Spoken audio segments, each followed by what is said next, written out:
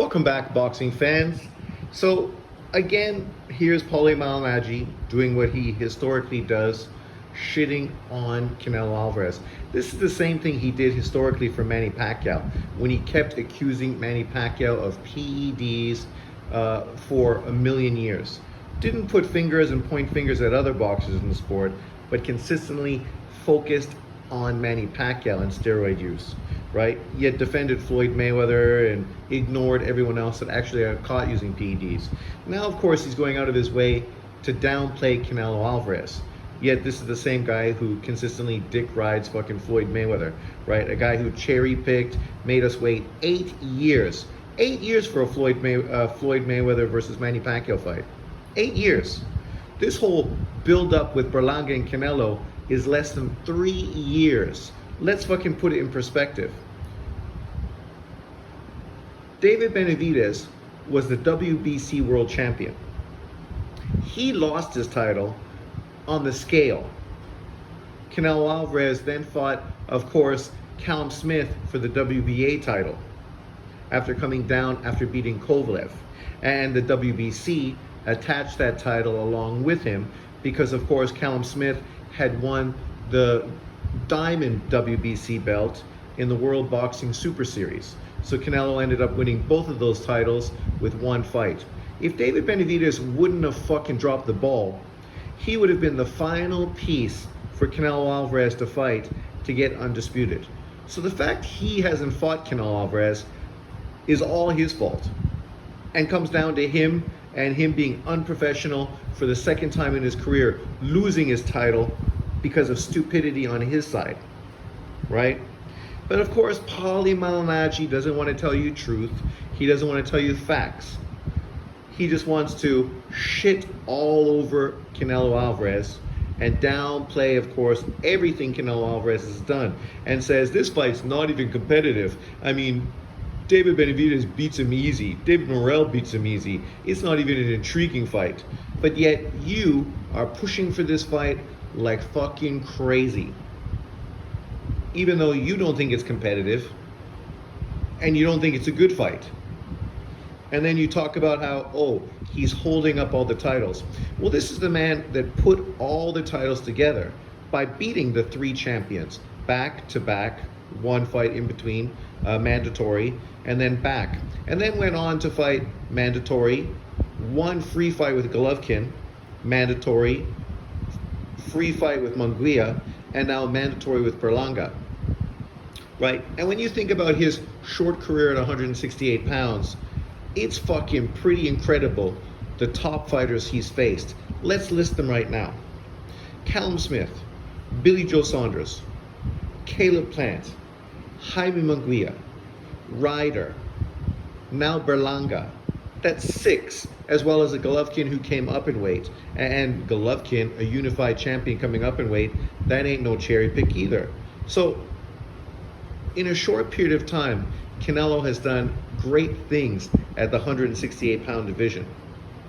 Yes, we want to see him fight David Benavidez, but let's not act like somehow David Benavidez is this fucking incredible fighter who's done so much in the sport. Outside of him getting a moniker thanks to Mike Tyson, the Mexican Monster, which he definitely does not look like the Mexican Monster, especially based on his last performance, right? Let's not act like somehow this is a Manny Pacquiao that Floyd Mayweather ducked for 8 years. Let's not act like this is a fucking Vasily Lomachenko who tanked Davis ducked for 7 years, right? This is David Benavidez. The biggest win on his resume is Caleb Plant, a guy that Canelo had previously knocked out in unification. That was the same Caleb Plant that David Benavidez was supposed to fight in unification, an in-house PBC fight years earlier. And that's what people were pushing for. That fight never happened. Are you going to blame Canelo Alvarez because of that? Is it Canelo's fault? Is it Canelo Alvarez's fault that when David Benavidez was a WBC or whatever champion the first time before he got caught with cocaine in his system, that he didn't face a Callum Smith? He didn't face a Zerto. He didn't face a fucking DeGale, right? This guy didn't face any of the top champions at 168 pounds. And then last year, when his team was pushing for an in-house PBC fight with him and David Morrell, his manager was saying the fight's agreed to, the fight's set. Well, Benavidez came out and said, that ain't true. I ain't fighting that guy, right? Once again, exposing his team, his dad, and his manager of these people just being full of shit, blatantly full of shit. He could have pushed for the WBC to force and mandate Canelo Alvarez, right? And then if Canelo would have dropped his title, he would have came under the same scrutiny he came under when he dropped the title to duck and avoid Golovkin at 160 pounds. But he didn't do it. He got extension after extension before saying that he's going to stay at 175. Of course he's going to stay at 175. His fat ass is struggling to make 168 pounds, a weight class where he's been weight bullying fucking for years. For years. That's why he lost his title on the scale, because he couldn't make weight years ago. But we're going to ignore all this to fucking pander. And that's what this is, pander, right? Algieri pandering to Benavidez, and of course Paulie hating on Canelo. But let's listen to this rant from Paulie Malignaggi. Not really quite sure. You made a good point, Jimmy. You have to see how that fight goes. There may be a rematch, or maybe a demand for a rematch. Could be an injury. Anything. It could be a lot of things. I'll tell you what, I like the way Benavidez is moving in that he's chasing the world championship, right? So if you're not going to get the deserved world title shot at once. So David Benavidez is chasing the world championship? Really? Really? So when Turki Al-Sheikh offered him the winner, how come he didn't jump on that in 2 feet, right? He was humming and hawing back and forth. Do we really think that the winner of Bivol and Beterbiev is going to be the fighter that David Benavidez fights in 2025 on a Mexican holiday like he said he would? Who fucking thinks that's going to happen? Raise your hand. I don't see many fucking hands raised. 68.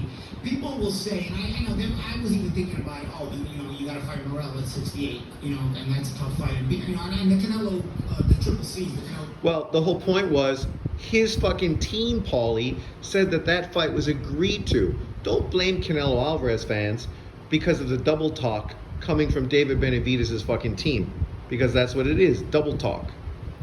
His promoter, manager, whoever, says that fucking the fight is agreed to. Benavidez comes out and says, don't believe anything other people say, wait until I say it. That fight's not going to happen.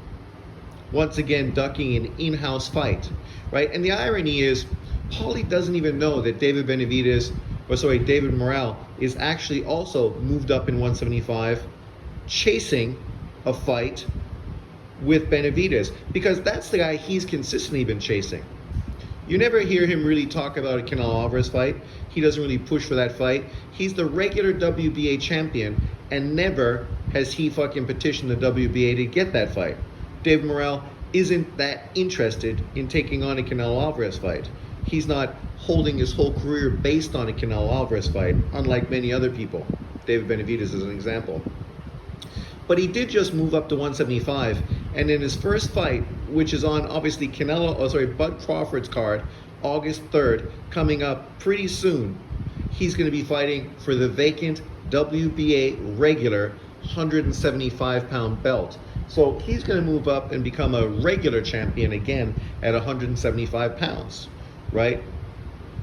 You have to say he's moving better than fucking David Benavidez is. At least he's moving from one belt to another belt, even if it's not a legitimate belt.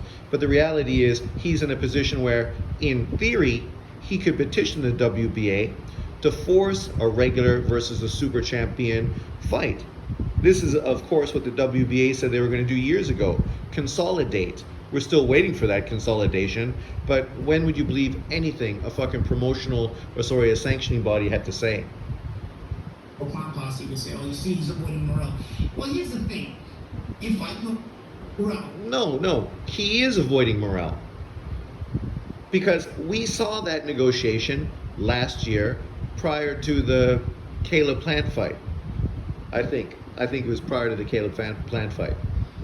So, this has nothing to do with Canelo Alvarez or Canelo Alvarez fans. This has everything to do with, of course, David Benavidez and his team's double fucking speak, right? And the irony is, I think these guys forget how David Benavidez and the PBC were moving this guy in his career, where he fought fucking bum after bum after bum after bum, pulling a fucking old shot David Lemieux from 160 pounds to try to get a name opponent at 168. This guy hasn't moved the way fucking somebody that wants all the smoke moves. But these guys ignore all of that, which tells you everything you need to know. You may win, you may lose. It's that difficult of a fight if you're Benavidez. That doesn't even guarantee you that Canelo will fight you. So so he shouldn't fight Morrell because that doesn't guarantee you a Canelo Alvarez fight. Yeah, and there's no guarantees in life. All you can do is work towards things, put a fighter in a position where obviously he can't walk away from you without blatantly fucking exposing himself. If you beat Morrell, now you become a WBA regular champion, which is far more significant than being what he is right now. A fucking, what? He could have become an interim champion for 168, but he's choosing to go to 175 to become an interim champion at 175, which means nothing. But we know what it is. This is exactly the same thing the PBC did at 175 when they had a 3-fight trilogy that just went around and around, all ducking and dodging the legitimate champions, fighting for the WBA regular belt. When they had, who was it? Fucking the Swedish fighter, who's now at cruiserweight, fucking the other black 175 fighter from PBC, and then of course the old Canadian guy, right? And all they did was have those 3 fighters fight for that WBA title and do a round robin tournament amongst themselves inside the PBC, ducking the legitimate champions. I think if there was a guarantee on the other side of Morrell that Canelo would fight him for the title and give him a title shot, then okay, fighting Morrell might be a thing. But that's what I'm talking about this guy at the top, who's basically, this is the most outright dunk, the biggest, most blatant dunk in the history of boxing. You will not find a more blatant dunk of a top contender. You won't find a more blatant dunk than this. Yet Paulie calls himself an expert. Charlie Burley was blatantly ducked by Sugar Ray Robinson. Blatantly ducked. Never got a world title fight. Riddick Bowe dropped his title in the garbage can to duck a Lennox Lewis unification fight. I mean, throughout the history of boxing, there are huge, blatant ducks. And this ain't one of them. Because David Benavidez ain't fucking that special. He ain't done that fucking much. If you're a David Benavidez, tell me 5 fighters he's faced in his career that you could even list. You'll struggle. You'll list 2 from 2023, and then you'll probably list Durrell and Lemieux, and at that point, you'll struggle to fucking come up with another name that you recognize, because that's how little this fucking guy has done in his career. Yet we're acting like somehow this guy is the boogeyman. That this guy and Canelo is somehow the biggest fight that Canelo Alvarez can make. But that ain't fucking true. Canelo could move up and take on the winner of Bivol and Beterbiev, which is a way bigger fight than fighting a fucking David Benavidez. He could fucking fight a Bud Crawford coming up from 154 pounds, which is, again, a way bigger fight than David Benavidez. He could fight a retired 40-year-old Andre Ward coming out of retirement, which is a way bigger fight than a David Benavidez. He could fight, what's his name? Jake Paul. As ridiculous as that sounds, he could literally fight Jake Paul, and that would be a way bigger fight than David Benavidez. A fight he'd be ridiculed and crucified for, but nonetheless, the numbers would be fucking gigantic. Far bigger than a fucking David Benavidez fight, because David Benavidez ain't doing shit. This is a guy who fought on Tank Davis's undercard. And that fucking whole pay-per-view did marginal numbers. Marginal numbers at best. And if you search with your microscope for the history of boxing, you will never find more outright duck than what Canelo has done with David Benavidez. So if Benavidez fights Morrell... Yeah, that's complete bullshit. I mean, even Errol Spence and the 5 years it took him to make a Bud Crawford fight was a way more blatant fucking duck. That was a unification fight. Unification. You just had Tank Davis blatantly duck Lomachenko for fucking 7 years. A blatant duck. His fucking own promoter came in and literally said, we ain't gonna fight him. We're gonna age his ass out and fight him when he's super old. Right? Yet this is the worst duck in history.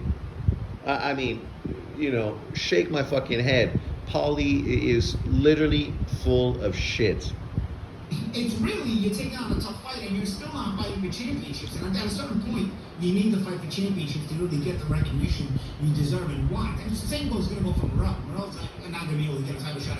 Oh, so David Benavidez is being held back because he's not fighting for titles. Yet this is a guy who's a two-time 168-pound champion who lost both of his titles. One because of cocaine, one because his fat ass couldn't make weight. But that's Canelo's fault. People have been saying David Benavidez should have moved up to 175 years ago when he could have fought a Joe Smith for that fucking WBO title or whatever title Joe Smith had at the time. Literally, there were options for him to move up to 175 years ago before the division was like it is now, where it's just two fighters waiting to unify, right? He could have unified against other champions at 168 for years ago, but chose not to because that's not what the PBC and Al Heyman wanted. So now the PBC and Al Heyman moved his ass this way, and now he's stuck behind a rock in a hard place, and that's Canelo Alvarez's fault because the PBC and Al Heyman dropped the fucking ball. Oh, that's how it works. Because once he's done dunking Benavidez, he's still going to have Morrell around. He's going to be a top contender, and he's not going to fight him either. So, well, no, he doesn't have morale, you stupid fucker. You're supposed to tell people how to pay attention to the sport of boxing, but yet you don't even fucking know what's going on in the sport of boxing. And it ain't that far away. Dave Morrell is literally on Bud Crawford's undercard, fighting for the vacant WBA regular 175-pound title. See, that's why when I talk about these pundits or these people in the sport and how you can't take what they say as being legitimate because they don't know anything more than fucking we do. Yet this guy and others will criticize YouTube boxing channels and act like fucking we're full of shit and only pushing narratives. Yet what's this fucking guy doing now? Pushing a narrative and based on misinformation. Same predicament, unfortunately. So this guy's going to go down in history as the top two biggest ducks in the history of boxing as a champion. That's why he was better off. So he's ducking Morrell now. Morrell, who 99% of the boxing world doesn't even know who he is. Literally, people are shitting on Bud Crawford's card because they're ignoring the fact that a guy like Morrell is actually on the card. They're ignoring everything, all because Virgil Ortiz isn't on the card fighting Tim Tszyu. And because that fight's not there, all of a sudden that card is crap. It shows you the mentality of most of these American boxing fans and these American boxing pundits that literally are full of shit, right? Blatantly full of shit. Is Berlanga the fight we wanted Canelo to fight? No. But in 2024, Canelo Alvarez fighting a Jaime Munguia and then an Edgar Berlanga is better than fucking 99.9% of the boxers in the world. He's fighting two hungry, undefeated lions. Both physically bigger than him, both younger than him, both hungrier than him. Like, let's put this in context. If you think about the opponents he's facing, your favorite fighter hasn't fought two guys like this in 2024. And it's not like I'm even excited about the Berlanga fight. I would have preferred a David Benavidez fight. But I ain't sad that we're getting Berlanga. Stylistically, that fight should be very entertaining. Just like the Jaime Munguia fight we just got this year. If you would have just vacated the titles, it would have been much less embarrassing because we've seen a lot of champions, vacate titles, and that's it. It's done. You know what doesn't show up on BoxRec? You know, it would have been interesting, yeah, if he vacated his titles, elevating fucking David Benavidez to the WBC title, and then let's see if David Benavidez would have fought David Morrell, the WBA champion. Do you think that fight would have happened? Fuck no. Right? Like, we see the way boxing moves. We've seen champions move up and vacate titles, and we've seen how promotional companies push their fighters into those positions and continued the same fucking bullshit we've seen historically from boxing promoters. Trying to make money off of their world champions, putting them with opponents that are not that dangerous. That's literally what David Benavidez did his whole career as a WBC fucking 168-pound world champion. David Morrell is a WBA world champion, regular, and his resume is fucking worse than Edgar Berlanga. Go check it out. Literally, his resume is worse than Edgar Berlanga's resume. Show up in history books that he didn't fight this guy.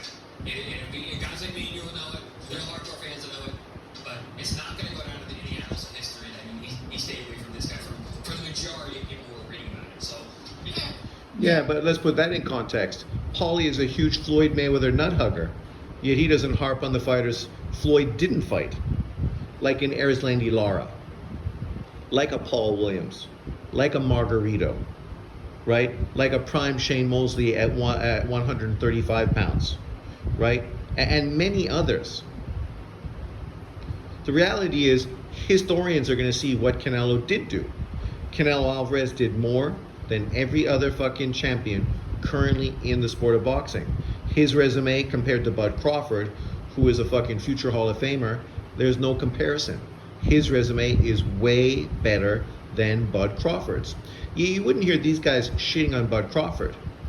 They didn't shit like this on Errol Spence when Errol Spence and his team were blatantly ducking Bud Crawford.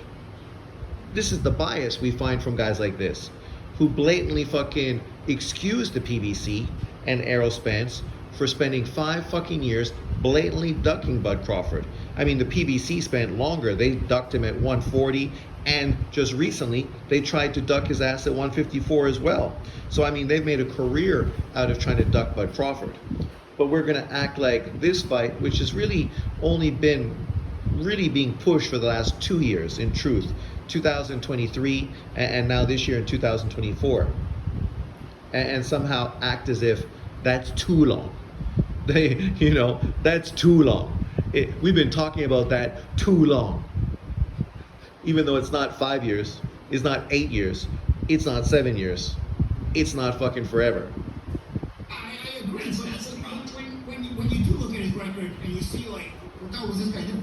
Who was he defending the titles against at the end of his career? What's he doing? And then he really... What do you mean? If Munguia and Berlanga go on to have good careers, both of them are still young, that's just gonna fucking add to his fucking legacy. Literally, that's what it's gonna do. And when you look at the fact that he unified against Callum Smith, who moved up to 175 and so far has done well. We'll see what he does moving forward in his career. And then Billy Joe Saunders, who obviously retired basically, and Caleb Plant, who literally is David Benavidez's biggest fucking win. So they're going to look at the history books and see that Canelo Alvarez, as an older fighter in his 4th weight division, unified and became undisputed, facing an undefeated world champion in Caleb Plant, David Benavidez's best victory, a guy that he ducked for fucking 2 or 3 years prior. That's what they'll see. When you do look at the fine print, okay, but we're just in an era where the guys duck more than ever before. So obviously, the biggest ducker in the history of the sport would naturally come in this era, because this is the era of ducking to begin with.